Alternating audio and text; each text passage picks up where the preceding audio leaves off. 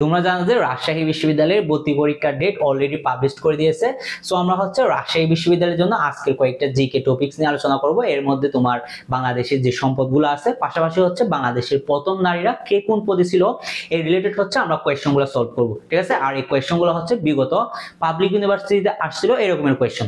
So first টিকাটা দেখা যাক। প্রথম টিকায় বলতেছে মৎস্য অধিদপ্তর, যেখানে বলতেছে বাংলাদেশের প্রধান জলজ সম্পদ মাছ ও পানি, ঠিক আছে। এগুলো একটু ভালোভাবে দেখবা। আর এখানে কি বলতেছে দেখো, মৎস্য সংরক্ষণ আইন অনুযায়ী মাছ চাষের উদ্দেশ্য ছাড়া, ঠিক আছে, মাথায় রাখবা, জুলাই এবং ডিসেম্বর পর্যন্ত 23 সেন্টিমিটারের কম দৈর্ঘ্যের, ঠিক আছে, রুই, কাতলা, মৃগেল, কালবাউস, ঠিক আছে, এগুলো একটু ভালোভাবে দেখবা, রুই, কাতলা, মৃগেল, কালবাউস। দেন এদিকে বলতেছে দেখো, নভেম্বর থেকে এপ্রিল পর্যন্ত জাটকা মানে ছোট ইলিশ যেগুলো আছে সেগুলোকে কি জাটকা বলে থাকে, এবং পাঙ্গাস ফেব্রুয়ারি থেকে জুন পর্যন্ত 30 সেন্টিমিটারের কম দৈর্ঘ্যের শিলং ও আইর মাছ ধরা নিষিদ্ধ, ঠিক আছে। এগুলো একটু ভালোভাবে দেখবা। কোয়েশ্চন নরমালি কি যদি মৎস্য রিলেটেড কোয়েশ্চন হয় এগুলাই আসবে। দেন বলতেছে বাংলাদেশের একমাত্র মৎস্য প্রশিক্ষণ ইনস্টিটিউট কোন জায়গায়, এটা চাঁদপুরে অবস্থিত, ঠিক আছে, একটু ভালোভাবে দেখবা।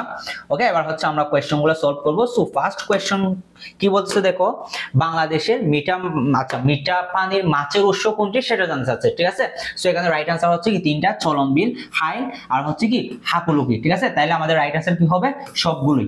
ওকে, এবার দেখো 2 নম্বরে কি বলতেছে, বাংলাদেশে মৎস্য আইনে কত সেন্টিমিটারের কম দৈর্ঘ্যের রুই জাতীয় মাছের পোনা মারা নিষিদ্ধ সেটা বলতেছে, ঠিক আছে, যেটা একটু আগে আমরা টিকাতে দেখছিলাম 23 সেন্টিমিটারের, ঠিক আছে। এবার দেখো 3 এবং 4, 3 নম্বরে বলতেছে ফিশারিজ ট্রেনিং ইনস্টিটিউট কোথায় অবস্থিত, খুব ইম্পর্টেন্ট দুটো কোয়েশ্চন, ঠিক আছে। ফিশারিজ ট্রেনিং ইনস্টিটিউট কোথায় অবস্থিত, এটা চাঁদপুরে অবস্থিত। ওকে, একটু ভালোভাবে দেখবা। এরপর 4 নম্বর বলতেছে বাংলাদেশের একমাত্র মৎস্য গবেষণা ইনস্টিটিউট, ঠিক আছে, ভালোভাবে দেখবা। এই কোয়েশ্চনের থিম বোঝায় কি ইম্পর্টেন্ট, কারণ তোমরা অনেকগুলো কোয়েশ্চেন সলভ করে যাবা মেইন এক্সামে, বাট তখন কি তোমাদের পেছাই যাওয়ার একটা সম্ভাবনা থাকবে, ঠিক আছে। এই জন্য বারবার বলি আমি তোমাদের, লাইভ ক্লাস হোক রেকর্ড ক্লাস হোক সব জায়গায় বলি, কোয়েশ্চনের থিমটা বোঝা আর থিমটা ধরা খুব ইম্পর্টেন্ট। ওকে, তাইলে মৎস্য গবেষণা ইনস্টিটিউট কোথায় অবস্থিত, এটা ময়মনসিংহ, ঠিক আছে, একটু ভালোভাবে দেখবা।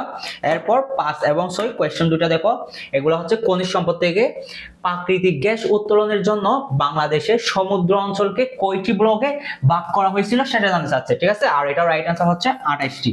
এরপর মাগুরছড়া গ্যাস ক্ষেত্রে বিস্ফোরণ হয়েছিল কোন সালে, এটা ডিউতে আসছিল একটা কোয়েশ্চন রিসেন্ট, মানে ডিউর 18 নাকি 17-18 সেশন আসছিল এই কোয়েশ্চন। সো একটু ভালোভাবে দেখবা, মানে ওল্ড টাইপ হইলে যে আসবে না এরকম না, ঠিক আছে। সো মাগুরছড়া গ্যাস ক্ষেত্র বিস্ফোরণ হয়েছিল 1997 সালে, ঠিক আছে, একটু ভালোভাবে দেখবা, খুব ইম্পর্টেন্ট দুটো কোয়েশ্চন। 7 নম্বরে বলতেছে মাতারবাড়ি কয়লা ভিত্তিক বিদ্যুৎ কেন্দ্র প্রকল্পে নিম্নে কোন দেশটি সহায়তা করেছে সেটা জানতে চাচ্ছে, ঠিক আছে। এটা তোমরা অনেকে কি জার্মান ভেবে থাকো, বাট এটা নট জার্মান, এটা কি জাপান, ঠিক আছে। আর এই যে মাতারবাড়ি এটা মহেশখালীতে, মহেশখালী কোন জায়গায়, কক্সবাজার জেলায়, ঠিক আছে, এগুলো একটু জেনে নিবা নিজেদের থেকে। এরপর 8 নম্বরে বলতেছে বাংলাদেশের একমাত্র পানি বিদ্যুৎ উৎপাদন কেন্দ্র কোথায় অবস্থিত। ওকে, একমাত্র পানি বিদ্যুৎ কেন্দ্র এটা পাকিস্তান আমলে হয়েছিল, আর এটা কাপ্তায়, যেটা কি রাঙ্গামাটিতে অবস্থিত, ঠিক আছে, চিটাগং এগুলা। এবার দেখো কোয়েশ্চন। আচ্ছা, এখন আমরা দেখবো বাংলাদেশের প্রথম নারীরা কে কোন পদে ছিল বা কোন পদটা অর্জন করেছিল প্রথম, ঠিক আছে, একটু ভালোভাবে দেখবা, কারণ প্রথম নারী থেকে ইউজুয়ালি কোয়েশ্চন হয়, মানে প্রথম নারী বল যে কোয়েশ্চন হবে এরকম না, যেমন বিশ্বের প্রথম গভীরতম হ্রদ, ঠিক আছে, গভীরতম লেক কোনগুলা, ঠিক আছে, এইসব কি কোয়েশ্চন হয়ে থাকে। সো এখন দেখো জাতিসংঘে নিযুক্ত স্থায়ী প্রতিনিধির নাম ইসমত জাহান। দেন সুপ্রিম কোর্টের আপিল বিভাগের বিচারপতি কে ছিলেন, নাজমুনারা সুলতানা, ঠিক আছে, একটু ভালোভাবে দেখবা। আর মেজর জেনারেল কে ছিলেন, মেজর জেনারেল ছিলেন ডাক্তার সুশানে গীতি। ওকে, এগুলাই কি আমরা যখন কোয়েশ্চেন সলভ করব তুমি এগুলা দেখতে পাবা।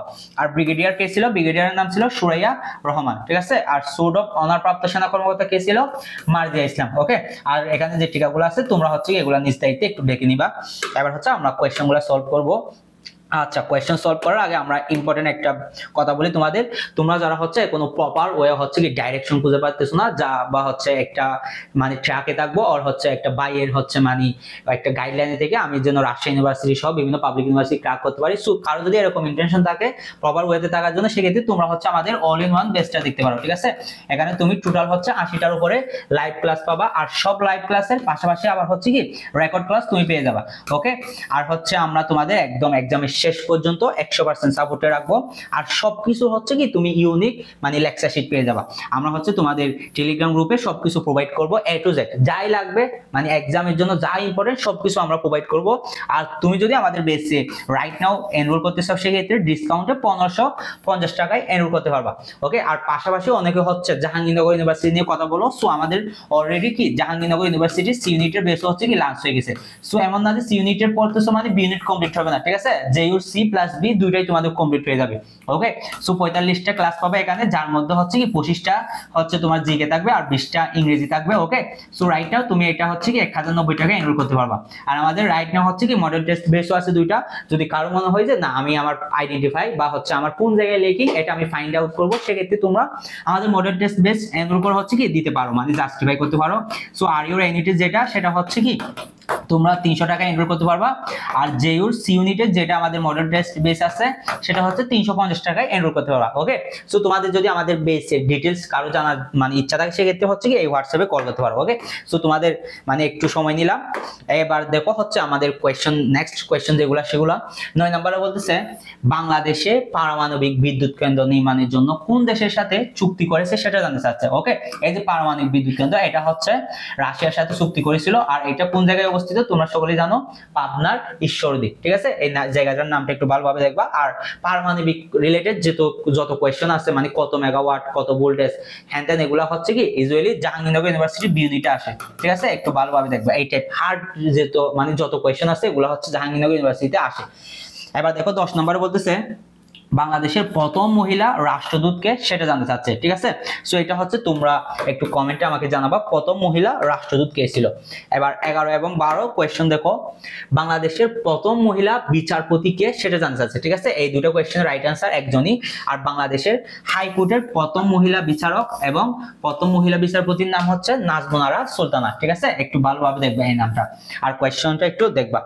এবার দেখো 13 এবং 14। 13 নম্বরে বলতেছে কোন নারী মুক্তিযোদ্ধা সর্বপ্রথম বীর প্রতীক খেতাব পান? তোমরা যখন আমি লাইভ ক্লাস নিয়েছিলাম ম্যাক্সিমাম তারামন বিবি বলছিলাম, ঠিক আছে? নট তারামন বিবি। এটা রাইট অ্যান্সার ছিল হচ্ছে কি ক্যাপ্টেন সেতারা বেগম। একটু ভালোভাবে দেখবা।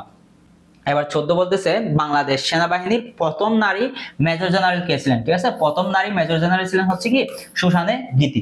এবার দেখো নেক্সট কোয়েশ্চন কি বলতেছে 15 এবং 16 বাংলাদেশের পুলিশের প্রথম নারী কমান্ডার হিসেবে দায়িত্ব পালন করেন কে সেটা জানতে চাচ্ছে। ওকে, সো প্রথম নারী কমান্ডার হিসেবে দায়িত্ব পালন করেছিলেন এলিজা শারমিন। দেন বাংলাদেশের সোর্ড অফ অনার পুরস্কার প্রাপ্ত প্রথম নারী কে ছিল?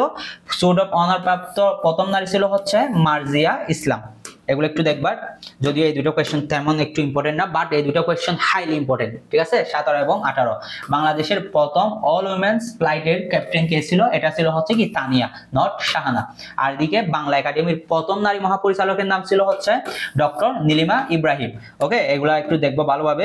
দেন 19 এবং 20 কি বলছে দেখো ঢাকা বিশ্ববিদ্যালয়ের প্রথম মহিলা ডিন কে ছিলেন? ম্যাক্সিমামই বলে থাকবে এটা ডক্টর নীলিমা ইব্রাহিম, কিন্তু এটা রাইট অ্যান্সার হচ্ছে কি বেগম আজিজুন্নেসা, ঠিক আছে? আর জাতিসংঘে বাংলাদেশি প্রথম নারী স্থায়ী প্রতিনিধি কে ছিল? প্রথম নারী স্থায়ী প্রতিনিধি, খুব ইম্পর্টেন্ট একটা কোয়েশ্চন 7 স্টার, ঠিক আছে? সো এটা হচ্ছে ইসমত জাহান। ওকে, একটু ভালোভাবে দেখবা।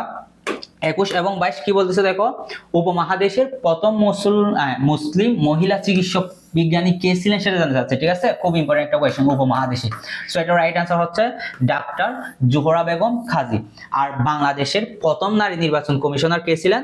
প্রথম নারী নির্বাচন কমিশনার ছিলেন হচ্ছে কি বেগম কবিতা কানু, ঠিক আছে? এই যে বাংলাদেশের প্রথম, পাশাপাশি হচ্ছে কি মানে বিশ্বের যে প্রথম যে রিলেটেড কোয়েশ্চন গুলো আছে, ঠিক আছে? প্রথম প্রেসিডেন্ট কে ছিল?